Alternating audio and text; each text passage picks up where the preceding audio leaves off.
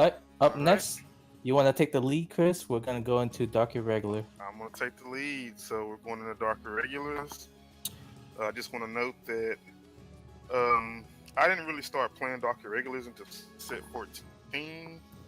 And I was pretty down on this support coming in. You know, it really didn't fit my playstyle, but the more that I looked at some of these cards and the more that I played with them, the more it's growing on me.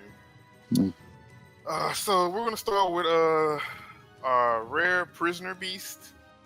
You know, when placed, you may soul charge one Vanguard Rearguard.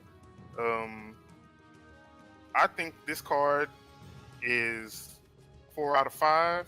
It's gonna be a staple. Probably the next 2 or 3 rounds of support for this clan, just because Right Vanguard Soul Charge, Call Rear Soul Charge, it feels so. I think it's pretty awesome card. Yeah, free soul charge and 10k if you have 5 soul. Seems pretty solid. They have to get some pretty good card to replace this, right? I think so. I don't really. I mean, anything that builds soul for minimum effort in DI is really good. Yeah, I mean, I think you have to run it, but I don't think it's like amazing. I mean, it's just 10k booster, so I'm not like, oh, it's terrible. I just think, oh, it's a card. So, Yep. Alright, next one. Alright, next up we have Blood Sacrifice Ruthven. When placed, put to 1 card from your damage zone or drop zone to your soul. And if it was put from your damage zone, put the top card of your deck into your damage zone face down. Just basically an unflipped. I know a lot of people are running this or wanting to run this at 4 of. I'm not in love with this card. I think it's a good card, but I think it leaves the deck the next round of support. I hate this card just because it's overly complicated. Like, my guy, just let me soul charge and counter charge. You made it some extra process with damage and all that. Like, I just want soul charge and counter charge. I'm like, it's definitely like the Nitro juggler of this. Exactly. You have to run it, but you don't want to run it. You know, I tend to be in the same thought process as you guys, but I think like the big thing for me is that he let you soul charge a card from your damage zone or drop zone. I feel like that's pretty important. Like, just in case you like damage zone an important card, I just like grab it out of there. Oh, I guess in premium. He's great in premium. I mean, I guess you could just slide in the Death Anchor if it gets in damage and put in soul. That's pretty good, actually. I never thought about that. So. Yeah, he does set up your soul. It's pretty important. Might stay at probably at least a 2-up still, even with good support, just for that reason alone. Just more consistency for the deck. Oh yeah, in premium too, you can even move Assassin. Wow, this card's getting a lot better now. Look into it. He's much better in premium than he is in standard. Oh, okay. I hate how complicated it is, but I'm seeing the relevance. 3 out of 5? 3 out of 5. That's solid. Solid 3 out of 5. Yeah. Agreed. Alright, moving on. Next card is going to be Werewolf Seeger. During your turn, if you have 5 or more cards in your soul, this unit gets +5. When it attacks a Vanguard, soul charge 2. In standard, 4 of 4 God card. You have to run this in the deck, and you want to ride it every single game. Is there a reason he has a soul charge on regard too? It's awkward. I don't know. I think they just don't want them to soul charge that fast in standard. Yeah, that's the thing. They're like taking it way too easy on the soul charge for the 2 decks that really need the soul charge. Like, I believe they want to give you a little bit of difficulty in death anchoring. They don't want you to just like, I ride, you're on grade 2 and now I can death anchor you. You got to kind of work for it. Yeah. So, I mean, this is your like Blaster Blade or Blaster Dark or Berserk Dragon, but it's a solid like meh for me. It's alright. It's 14k attacker in attack, which is less impressive because I don't know. Like Promise Daughter swings 15. Yeah. Well, to be fair, Commissar is the best grade 2 in the game, so. Well, I mean, even then, they have that grade 1 that counterblast 1 gain 6K. There's no reason this shouldn't be a 15K attacker. Yeah, Like, it doesn't hit 23 against force with a booster. That's feel kind of bad. yeah. It definitely. I mean, we're gonna talk about this card later, but you know, there's a card called During the Thruster, and you know, she doesn't care about defensive triggers. Wow, that makes sense. Yeah, I forgot about her. That's fair. Okay. Moving on. All right, our next card is Ghoulish. Just spoiler. Yeah, the grade 3. Yeah. So I already know that I'm gonna get flamed for this, and I don't care. This card in a bubble is awesome, but I don't think you have to run this in a standard deck. That's interesting. Most people was. Go ahead. I'll tell you, you're wrong. Like, this card gives you a protect gift and generates you another unit and potentially retires and swings for a number. You're just wrong. Like, there's no. Why do you think that? And it soul charges too. This card is good. Man, Chris with the hot take. There's another card we're going to talk about later called Demon Eater, and I think that in most situations you would rather ride Demon Eater. They literally do the exact same thing. You ride Demon Eater, you put a rear guard in soul, you draw a card, it gets plus 10k. But the beauty of it is if you ride Demon Eater first on your defensive turn, every time you guard, that card that you guard with goes into your soul. And then it can combo with a great Verruculus. If you guard with Verruculus, you put it in soul, and Demon Eater gets plus 10k. So it's like a free trigger just for guarding. You guard, and I get a trigger check just for guarding you. And I get more cards in soul to set up my Death Anchor play. Nah, dude, it's only during your turn. You don't gain power during your opponent's turn. That's too Yeah, good. if that was the case, I would agree with you, but that's not the case. Like, you don't gain a 10k. And so mistakes. Also, you have Are to you going to reevaluate that now? Would you like to change your? I mean, I still think being able to generate the soul on Demon Eater makes it, in my personal preference. But I knew I would be like the low man on that. You're right. You're absolutely right. He does have some merit. The spoiler is, I mean, it does everything you want from a protect card. It generates you a lot of value. And even going into premium, like, I can ride this, and I can even get the stride cost out of soul and then stride. In premium, it's a little different. I think it's reversed in premium. In premium, Ghoulish is just a lot better than Demon Eater, but I think I prefer Demon Eater. I'll talk about it. We'll talk about why later. Do you run Demon Eater in premium at all? I feel like she's you don't run low Demon weight Eater in premium at all. Yeah, she's so low impact, right? Yeah, okay.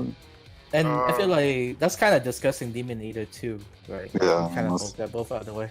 What does this Demon Eater do? Demon Eater, her first skill is when you're guarding infantile, you may put that card into your soul. Her main skill is when it attacks, counterblast 1, put one of your other rear guards in the soul, draw a card. Until the end of that battle, it gets power plus 10k. And then costs Soul Blast 10, and your opponent cannot call Sentinels from his or her hand. It's their quote-unquote finisher for the deck at a pretty, hefty cost. This is the most mild protect finisher we've seen. Yeah, but to be fair, the VR is pretty strong, so unlike most. So going back to the previous talk, when you look at most people prefer to ride Ghoulish first. My argument for saying you can ride Demon Eater first is Ghoulish is counterblast 1, you soul charge 2, but then you take a card from your soul, so you're essentially only getting 1 soul charge for that plus 1 hand. Demon Eater on attack soul charges 1, and then you draw a card for the plus 1. So essentially, they're the same, but again, like I said, on defensive turn, every time you guard, that card goes to soul, so she generates more soul to get your Death Anchor play off. She speed up your clock. I agree with that. in that sense, you speed up your clock. The Yeah. one thing I noticed, Then you Death Anchor, and you know, Yeah, in standard, I guess you do guard more early because you want to be able. yeah, again, make- especially against like XL and stuff, right? Like the problem with this spoiler is that your clock is just like if you don't ride correctly and you ride the spoiler, your clock is not there. You're like 2 turn off Hmm. of getting the 13 souls sometimes. So there's a pretty fair argument for wanting to ride Demon Eater first, in my opinion. He has something there. Yeah. That doesn't make Golem the spoiler like a bad card. Though. Yeah. I think no, Golem I the don't, spoiler I is still- don't get me wrong. I don't think it's a bad card in standard. I just think Demon Eater is underrated in most people's eyes because they're not thinking about that defensive guardian into soul turn and how literally you can just guard 3 attacks and that's +3 to soul instantly. That's fair. You can PG goes to soul. You know, I think Okay. against OTT, you might want to be on Ghoulish more for the power gain for the attrition, Same. because you're not Well, paying a resource they every both- time. Because Demon Eater pay a CB every time we do it. Yeah. Well, Yeah. So like the power gain, like you're just swinging 22 on Ghoulish, and then you get like 1 retire, and then like you can go longer against OTT. Well, Yeah, I still think you in run my 4. mind, aren't you not sitting on either card? Aren't you next turn riding Death Anchor? I mean, for living the On fantasy average? lands. In the protect matchup, going to that anchor too early might deck you out. Yeah. Like that's a real issue. And what's it Like you're called? still charging a lot. And the clapback can be really hard. I would definitely try to ride Ghoulish for as long as I could while trying to neg them and put pressure and gain advantage. And set up the Demon Eater, put some pressure with that, and then try to finish with the Death Anchor. Okay. Oh. That's But pretty- then again, you run like 11 grade 3s. So, I mean, I'm running 4 Ghoulish, 3 Demon Eater if I play this clan, personally. I don't know. I feel like there's enough discussion about these two. Let's go on to best rigor in the clan. The best Doreen. Rigor in the clan, Doreen the Thruster. I don't think anyone that's listening to this has to needs to tell them what she does, but I'm gonna tell you anyway. Essentially, every time you soul charge, she gains +5. 6K base. 5/5. She's 5 of 5 in premium, 5 out of 5 in standard. She's just a good card. She gets big, basically for free. Objectively, just like a better version of the original Doreen. Correct, 100% correct. But, I mean, they don't have room for her in premium. So while I agree it's a good card, it's not in any builds I see. Oh, that's because people are playing the assassin nonsense. Correct. Yeah, so I think if assassin get hit, her playability goes up way higher. I just like her with Death Anchor. So, but we'll get to that here in a bit. Okay. All right, our first triple R of the set, Vrukala's. Okay, I'm not gonna try to say that again. This is entertaining Vocalist? for me. We're gonna call Yeah. him the Wolf. We're just gonna say the Wolf in the road. Is he really a wolf? I don't think so. He looks like a I cat. don't know. Probably a beats man of some kind. We're gonna call him Vru. Boo-boo. But his skill is when it is retired from Guardian Circle, you may soul charge 1. Second skill, when it is put into your soul due to your card's ability, if it is your turn, one of your vanguards gets power +10 to the end of the turn. Yeah, not as good as you thought it was, huh? He's not as good as I thought he was. I was ready to troll people. Hard. So, Yeah, people are listening to this and be like, "Yeah, I get 10K defensive check." Nope, that's not how it works. yeah, then It's then, still really good though. Yeah, then DI be really good. Yeah, I like him with Demon Eater because then that's a soul charge too, and that's exactly what you want. That's fair. Pretty good. So Just not much else to say about it. Kind of Yeah, the- standard. yeah, the 10K is relevant at times, but not always.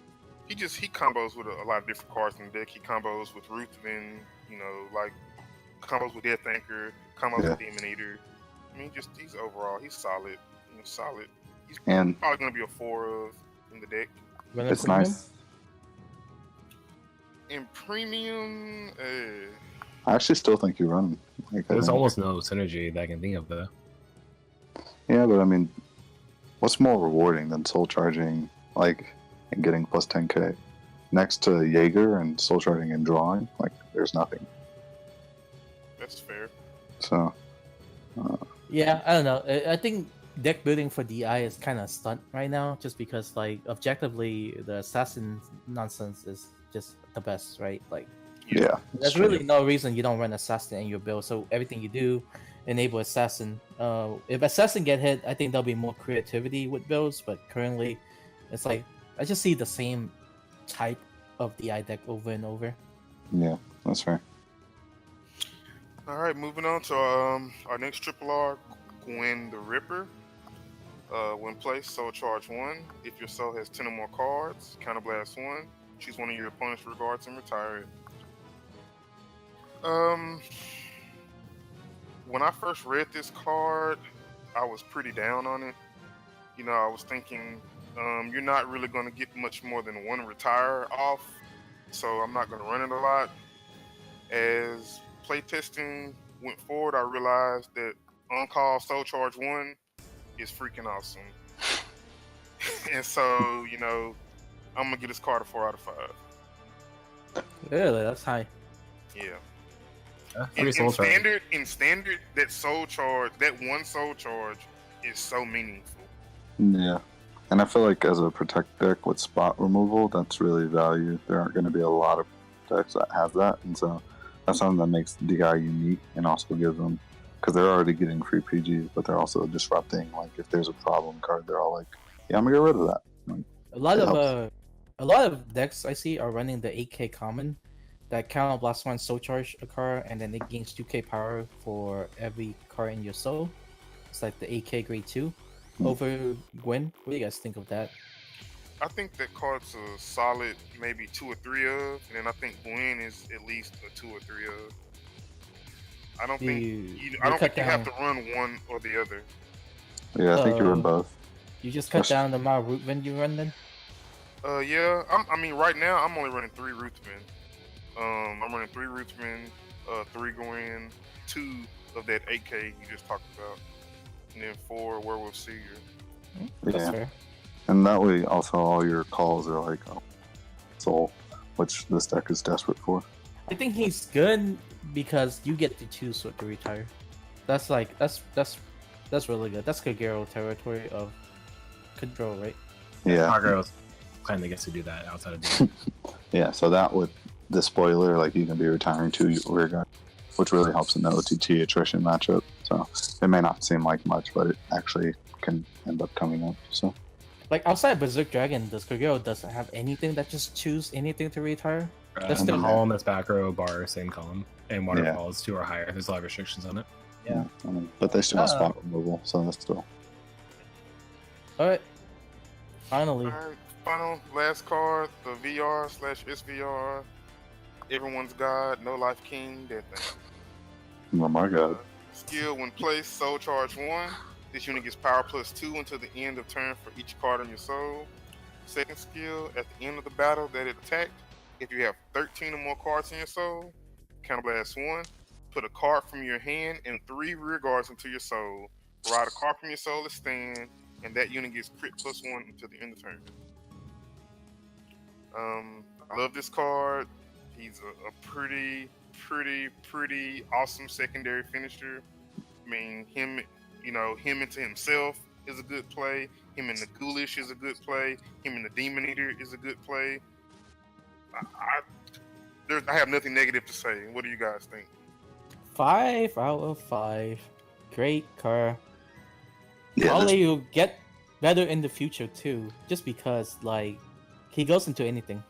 Yeah, this card is carrying the clan because, especially in standard, because they seem really mediocre, and then they have Descendant on the backswing, and it's like, oh, good lord! And so this really, like, if you time this right, you can go into this, then go into Demon Eater, then still have a Demon Eater on the rear guard, and if you can pay that cost, you're about to destroy any matchup you're going against. And so, besides the really high cost, this card's incredible. I think this is going to be the litmus test of how good of a DI player you are. It's like when you choose to do this. Yeah, that's fair. Because if you just go into this, like the clapback is going to be really strong. You have to finish with this.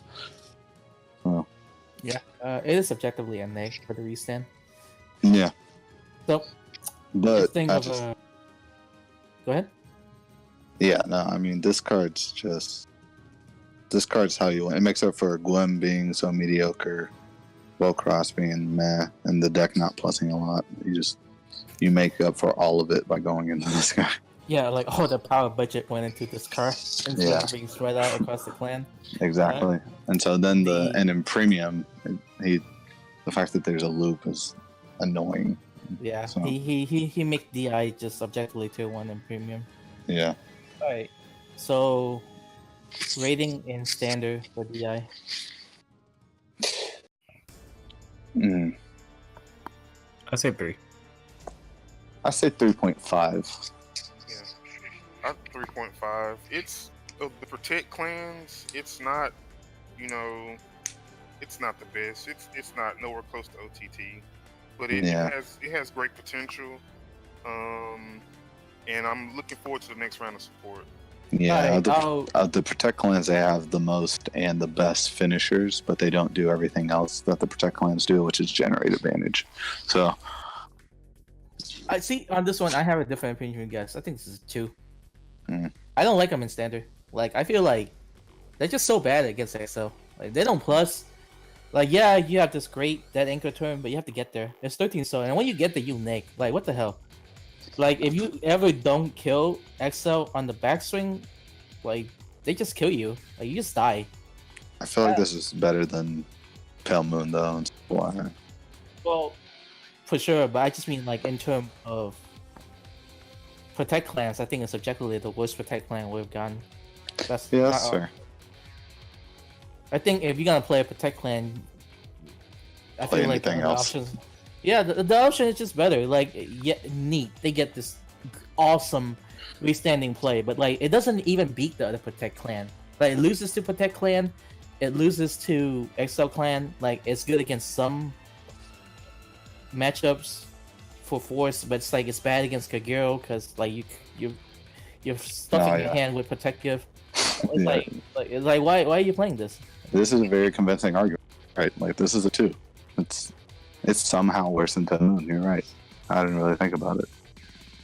Like, yeah, like what do you want to play? Like, my thought is, what clan do you want to play this into in standard? And like off the top of my head, there's like 3 clans where I'm like, all right, this is pretty good into it. When the rest is like, man, I'd rather be anything else right now. Yeah. So, it's a solid argument. I got nothing for that. And All right. you guys disagree? I'm just not 100% sure. I think I got to play more games against people to get just a better feel for it in real time. I mean, I agree with you that like you don't feel super great about any starter they flip over when you start the game, but it's also like not a bad deck. I don't know, somewhere in between for me. I don't think 2 is like a bad deck. Like, I think 2 is like below the power curve. Out of 5? 2 out of 5? That's a bad deck, man. Like, I think it's below average. I think this deck is below average. Like, Nova's a 1. 3 That's is a the bad average. No, Nova's a 1. Okay, maybe Nova's like a 1.5. This is okay. Fine, I'll up it 2.5. 2.5. I'm okay with this being exactly mediocre. No, I don't. Yeah, this deck is. I'll give it 2. It is like, it's bad. Man, 2.5 so much. We probably should have gone out of a 10. Yeah, that's the thing. Out of 5, I'm like, we're not gonna beat up on both of my clans in like the same 5-minute period. So I'm gonna pass this.